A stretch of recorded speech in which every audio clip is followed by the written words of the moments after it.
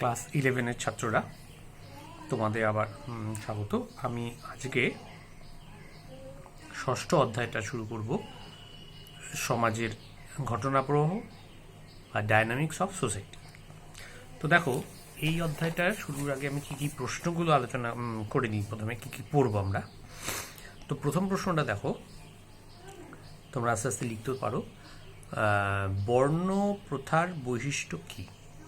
বর্ণ প্রথার বৈশিষ্ট্য কী?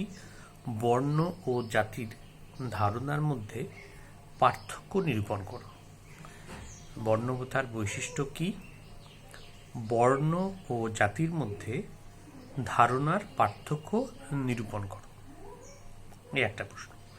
দ্বিতীয় প্রশ্ন, প্রাচীন ভারতে নারীর সামাজিক অবস্থানের উপর একটি প্রবন্ধ রচনা করো। প্রাচীন ভারতে নারীর সামাজিক অবস্থানের উপর একটি প্রবন্ধ রচনা করো। এটা গেল আমার দ্বিতীয় প্রশ্ন। এরপরে আমি যে প্রশ্ন দেখব সেটা হচ্ছে রাজপুত জাতির উৎপত্তি ও ভারতীয় জাতীয় জীবনে তাদের অবদান উল্লেখ করো। তাহলে কি দেখলাম? রাজপুত জাতির উৎপত্তি এবং ভারতীয় জাতীয় জীবনে তাদের অবদানের কথা উল্লেখ করো। এই একটা দেখলাম, তিনটে হলো। এরপরে দেখব প্রাচীন মিশরে ক্লিওপেট্রার পরিচয় ও কার্যাবলী সম্পর্কে আলোচনা করো। আবার বলি, প্রাচীন মিশরে ক্লিওপেট্রার পরিচয় ও কার্যাবলী সম্পর্কে আলোচনা করো। এটা গেল। আর এর বাইরে আরেকটা প্রশ্ন, প্রাচীন ভারতে বর্ণ ও জাতি প্রথা সম্পর্কে একটু বিশদভাবে আলোচনা করো। যদিও প্রশ্ন অনেকটাই এক। প্রাচীন ভারতে বর্ণ ও জাতি প্রথা সম্পর্কে একটু বিশদভাবে আলোচনা করো। এটা। আরেকটা প্রশ্ন আছে, ভারতের ইতিহাসে সুলতান রাজিয়া ও নূরজাহানের অবদান সংক্ষেপে আলোচনা করো। ভারতের ইতিহাসে সুলতান রাজিয়া ও নূরজাহানের অবদান সংক্ষেপে আলোচনা করো। তাহলে এই প্রশ্ন গেল। আর আরেকটা যেটা প্রশ্ন দেখতে পাচ্ছি সেটা একই, ওই বর্ণ প্রথার বৈশিষ্ট্য কী, বর্ণ ও জাতি ধারণার মধ্যে পার্থক্য নিরূপণ করো, রাজপুত জাতির উৎপত্তি এবং জাতীয় জীবনে তাদের অবদান উল্লেখ করো। তাহলে একই প্রশ্ন। তাহলে মোটামুটি আমাদের এই কটা প্রশ্ন পড়লেই এই ডায়নামিক সোসাইটি বা সামাজিক যে ঘটনা প্রবাহ সেটা আমরা মোটামুটি তৈরি করতে পারব। তো প্রথমে আমি শুরু করার আগে একটা বিষয় আলোচনা করে নিই, যেটা তোমাদের আছে, প্রশ্ন আসে না। সেটা হচ্ছে প্রাচীন গ্রিসের কৃতদাস সমাজ। ঠিক, অর্থাৎ আমি যে সামাজিক স্তরবিন্যাস, প্রথম টপিক যেটা সোশ্যাল স্ট্র্যাটিফিকেশন বা সামাজিক স্তরবিন্যাস। তো সেই সামাজিক স্তরবিন্যাসে আমি যেটা একটু আলোচনা করব প্রাচীন গ্রিসের কৃতদাস ব্যবস্থা। এখন দেখো, প্রাচীন গ্রিসের সাথে ভারতীয় সমাজ ব্যবস্থা যদি আমি একটা আলোচনা করি, তুলনামূলক আলোচনা করি, দুটো ব্যবস্থাতেই দেখবো একটা সামাজিক স্তর বিন্যাস রয়েছে, সামাজিক একটা অসাম্য রয়েছে। ঠিক, কিন্তু প্রাচীন গ্রিসে যেরকম কৃতদাস ব্যবস্থার অস্তিত্ব ছিল, সেরকম কৃতদাস কিন্তু সেই অর্থে কৃতদাস প্রথা কিন্তু ভারতে ছিল না। যদিও মেগস্থানিসের লেখাতে উল্লেখ রয়েছে, ছোটো ছোটো জানি আমরা কেন সমস্যাটা, ভাষাগত সমস্যা। কিন্তু কৃতদাস গ্রিসদের যে অর্থে কৃতদাস, সেই অর্থে কৃতদাস ভারতীয়দের না থাকলেও ভারতীয়দের সমাজের মধ্যে বিভিন্ন যে শ্রেণী রয়েছে, বাট্র, নিষাদ, পতিত ক্ষত্রিয়, এই যে অচ্ছুত জাতিগুলো, এই জাতিগুলো কিন্তু উত্থান ঘটেছিল। এটা যেরকম সত্য, ঠিক একইভাবে আবার বিভিন্ন জাতির সংমিশ্রণে রাজপুত জাতিও কিন্তু উদ্ভব ঘটেছিল। তাহলে ভারতীয়দের কৃতদাস প্রথা ব্যবস্থাটা হয়তো নেই যদি আমি সামাজিক ক্ষেত্রে দেখি, কিন্তু স্তরবিন্যাস যদি ভাবি, স্তরবিন্যাস কিন্তু অবশ্যই রয়েছে। তো আগে একটু গ্রিসের পরিচয় ঘটিয়ে দিই তোমাদের কৃতদাস ব্যবস্থা। আমরা তো জানি যে গ্রিস ছিল প্রাচীন সভ্যতার লীলাভূমি, মানে যেখান থেকে মাদার অফ অল সিভিলাইজেশন উৎপত্তি হয়েছে, এবং আজ থেকে প্রায় 3000 বছর আগে খ্রিস্টপূর্ব। শুধু তাই নয়, এই গ্রিস সভ্যতার পরে এসেছিল রোমান সভ্যতা, এবং আরও পরবর্তীকালে রোমান সাম্রাজ্য, এবং যারই মাধ্যমে এই যে আধুনিক ইউরোপীয় সভ্যতা তার উৎপত্তি ঘটেছে। তাহলে এইটা ছিল একটা ক্রমবিবর্তন। একটু আমি কৃতদাস প্রথা যাওয়ার আগে তোমাদের একটু এই জায়গাগুলো একটু আলোচনা করি। এর বাইরে আমরা কি দেখব, গ্রিসের নগর রাষ্ট্র, গ্রিস এমন একটা সভ্যতা যেখানে একটা ক্ষুদ্র দেশের সীমাবদ্ধ নেই, বিভিন্ন জায়গায় ছড়িয়ে ছিটিয়ে ছিল, যেগুলোকে বলা হতো পলিস বা সিটি স্টেট বা নগর রাষ্ট্র, এগুলো আমরা দেখেছি। এইবারে দেখব গ্রিসে যে কৃতদাস প্রথাটা ছিল সেটা তার অস্তিত্বটা কীরমভাবে জানান দিত, সেটা আমরা একটু দেখে নেব। এবং আমরা এটা দেখব যে কোনো কোনো ইতিহাসবিদ এই কৃতদাস ব্যবস্থাকে গ্রিস সভ্যতার একটা মৌলিক উপাদান বলছে, মানে গ্রিস সভ্যতার সাথে যেন একটা অঙ্গাঙ্গিভাবে জড়িত রয়েছে, ঠিক। এবং এও কোনো কেউ বলছেন যেমন পেঁয়াজ থেকে গোলাপের জন্ম হয় না, তেমনি দাসীর গর্ভে তো স্বাধীন নাগরিকের জন্ম হতে পারে না, কৃতদাসেরই জন্ম হচ্ছে। অর্থাৎ এক অর্থে দেখতে গেলে কৃতদাস প্রথাটা সেখানে একটা স্বীকৃতি পেয়ে গেছিল, ঠিক। এবং এমন কোনো নগর রাষ্ট্র বোধহয় সম্ভবত ছিল না যেখানে কিনা এই কৃতদাস প্রথার অস্তিত্ব আমরা পেয়েছি। মানে কৃতদাস প্রথার অস্তিত্ব ছিল প্রায় সর্বত্র। এবার যেটা প্রশ্ন হচ্ছে, কৃতদাস বলতে ঠিক কী বোঝানো হচ্ছে? দেখো, এ নিয়েও বিভিন্ন পণ্ডিত বিভিন্ন মতবাদ দিচ্ছে। যেরকম ধরো, কৃতদাস বলতে কেউ কেউ বলছে সম্পত্তি, মানে মানে একটা সম্পত্তি বলতে যা বোঝায়, ঠিক ঠিক কৃতদাস হচ্ছে তাই। অর্থাৎ কৃতদাস তার মালিকের ক্ষেত্রে একটা সম্পত্তি হিসেবে বিবেচিত হতো, মানে যার কোনো স্বাধীন অস্তিত্ব নেই। কেউ কেউ এটাকে আবার গবাদি পশুর সাথেও তুলনা করছে, ঠিক। আর কৃতদাস কি করছে, হচ্ছে সেই যে তার শ্রমকে কাজে লাগিয়ে প্রভুর কি করে কোনো উৎপাদনমূলক প্রোডাক্টিভ কোনো কাজ, অথবা প্রভুর ব্যক্তিগত পরিচর্যা, সে যে কোনোভাবে হোক না, সেই কাজগুলো করে থাকে, তাকেই বলা হচ্ছে এই। আর যদি আমরা দেখি প্রাচীন গ্রিসের যে বিখ্যাত দার্শনিক মনীষী অ্যারিস্টটলের কথা যদি বলি, তিনিও কিন্তু গ্রিসের কৃতদাস প্রথাকে সমর্থন করেছেন, ঠিক। এবং তিনি বলছেন যে কৃতদাসদের প্রভু হলো তার মালিক, ঠিক। এবং তিনি উল্লেখ করছেন যে কৃতদাসদের পৃথক অস্তিত্ব নেই, প্রভুর পৃথক অস্তিত্ব থাকবে, কৃতদাসদের পৃথক অস্তিত্ব নেই। অর্থাৎ আমরা এখানে যদি এটাকে তুলনাটা নিই কিছুটা তোমার ভূমিদাস প্রথার সাথে, তাহলে কিন্তু মিল পাবো। মানে ভূমিদাসদের কোনো স্বাধীন অস্তিত্ব ছিল না। ভূমিদাস বা সার্ফ, তাদের জীবন ছিল জমির সাথে বাঁধা। জমি যদি হস্তান্তরিত হয়ে যেত, তাহলে কিন্তু সেই ভূমিদাসরাও হস্তান্তরিত হয়ে যেত। তাহলে এটাই প্রমাণ করছে যে ওই ভূমিদাসদের কোনো স্বাধীন অস্তিত্ব নেই। ঠিক একইভাবে বলা হচ্ছে কৃতদাসদের কোনো স্বাধীন অস্তিত্ব নেই, ঠিক। এবং অ্যারিস্টটল এও বলছেন যে দাস প্রথা যেটা বা কৃতদাস ব্যবস্থা, সেটা হচ্ছে প্রকৃতির বিধান, এবং সেটা কিন্তু প্রকৃতির বিধান এবং দাসদের পক্ষেও কিন্তু মঙ্গলজনক, ঠিক। তাহলে ঠিক কৃতদাস বলতে কি বোঝানো হলো আমরা একটু বুঝলাম। এবার এই যে কৃতদাসরা, তাদের উৎসটা আমরা একটু খেয়াল করব, কোন থেকে পাচ্ছি। এটা তো আমরা একটু জানি যে মূলত যুদ্ধবন্দীদেরকেই কৃতদাস হিসেবে ব্যবহার করা হতো, এটা আমরা জানি। মানে যে পরাজিত যারা হতো, সেখানে শত্রুপক্ষ যারা পরাজিত, তাদের সেই সব সৈন্য, তার স্ত্রী, তার সন্তান, এদেরকেই বন্দি করে গ্রিসের সেনাপতিরা নিয়ে আসতো এবং তাদের দেশে দাস ব্যবসার কাজে লাগাতো। তো এইভাবে হতো। আবার এর বাইরে কি দেখছি, জলদস্যুদের আক্রমণে হতো।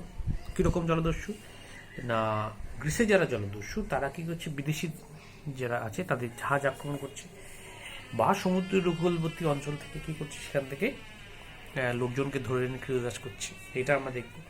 এর বাইরে কি দেখব, অনেক সময় অপহরণ করে আনা হতো, বা তোমার ঋণ যদি কেউ পরিশোধ করতে না পারতো, তাহলে তার কেউ কৃতদাস বা তার বংশ পরম্পরায় মানে পিতামহ বা কেউ ঋণ গ্রহণ করেছে, সেটা তার পরবর্তী প্রজন্মকে কৃতদাস হিসেবে কাজ করতে হতো।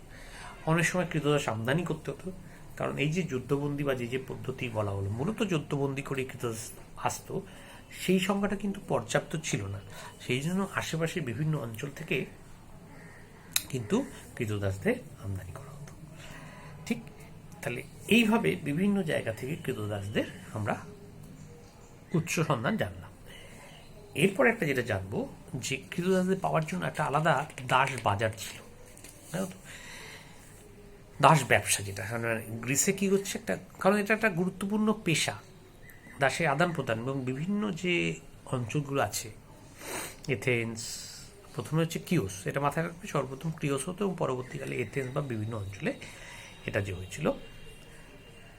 এবং এইসব অঞ্চলগুলোতে একটা রাষ্ট্র এইসবগুলোতে একটা দাস বাজার তৈরি করেছিল বা প্রতিষ্ঠিত হয়েছিল, এবং সেই বাজারে কৃতদাসদেরকে তুলে ধরা হতো। এবং অদ্ভুত মজা কি জানো, তাদের গলায় বিবরণ, আমরা যেরকম অনেক কার্ড নিয়ে ঘুরি গলায়, আমার আই কার্ড, ঠিক তেমনিভাবে তার যাবতীয় বিবরণ গলায় ঝুলিয়ে দেওয়া হতো কৃতদাসদের। ঠিক, এবং অবশ্যই তারা বিনিময়যোগ্য মূল্যের মাধ্যমে করা হতো। এর বাইরে আমরা দেখব কৃতদাসদের কি কি কাজে লাগানো হতো। বলা বাহুল্য, কোনো কাজই তাদেরকে বাদ রাখা হতো না। এবং যদি আমি এমনি বলি এক কথায়, গ্রিসের সমাজ এবং অর্থনৈতিক ব্যবস্থার, অর্থনীতি বলতে যাবতীয়, সেটা পরিষেবা হোক বা উৎপাদন হোক, যাবতীয় কাজের সাথে কিন্তু এই কৃতদাসরা অঙ্গাঙ্গিভাবে জড়িত। কীরকম?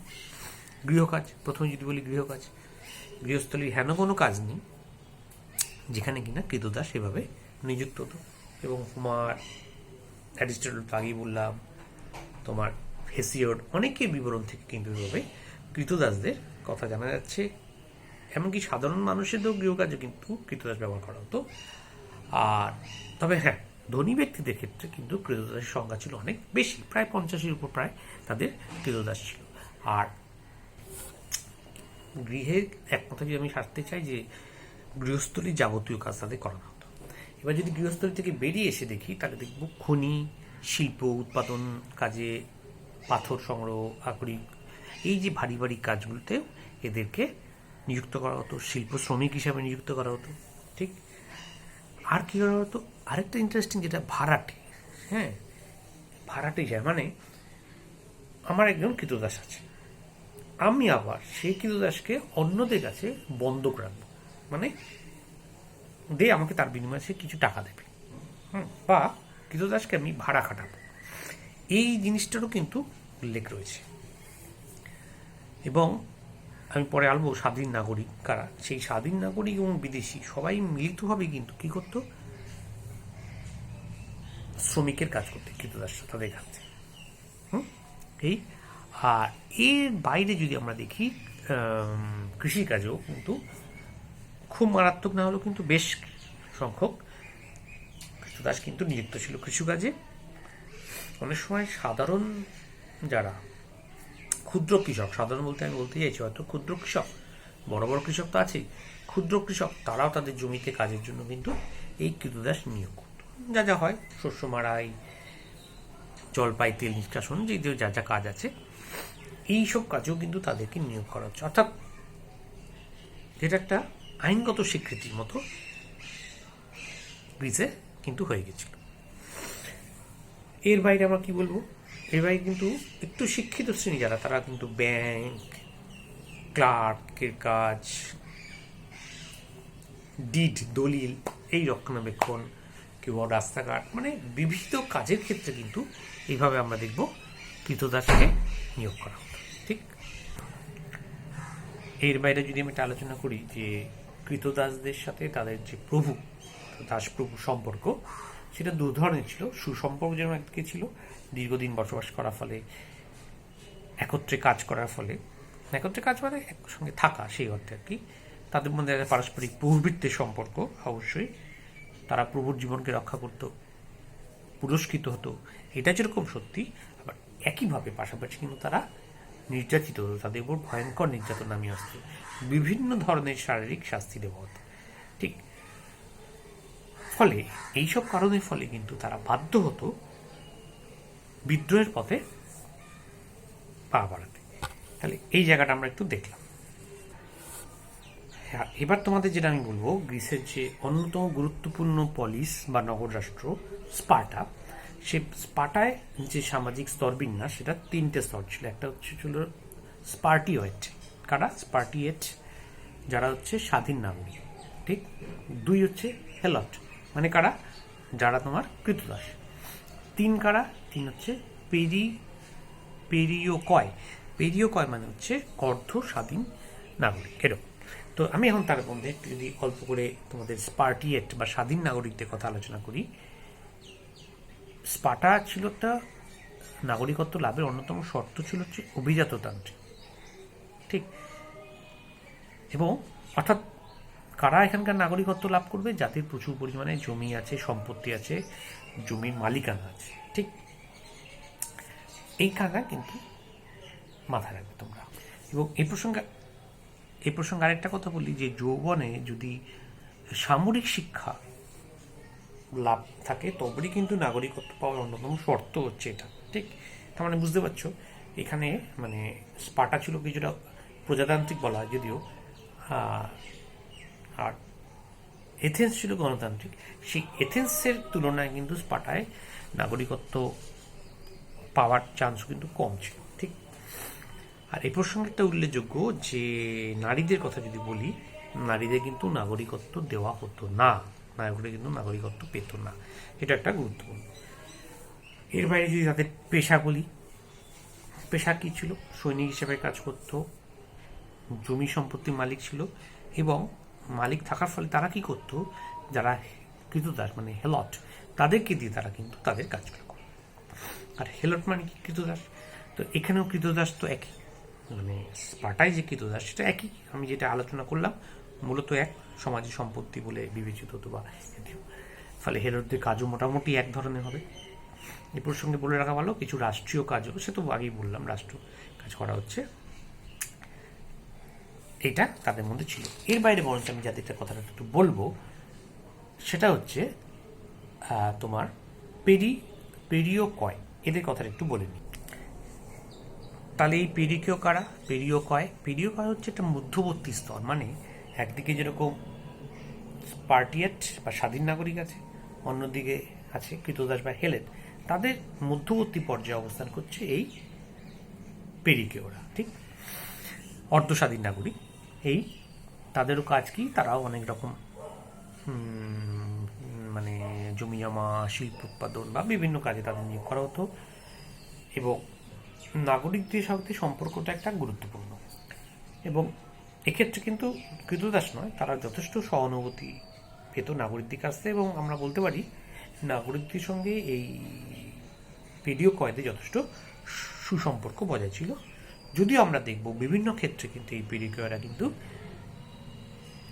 শোষণ, বঞ্চনার শিকার তারা হয়েছে। ঠিক।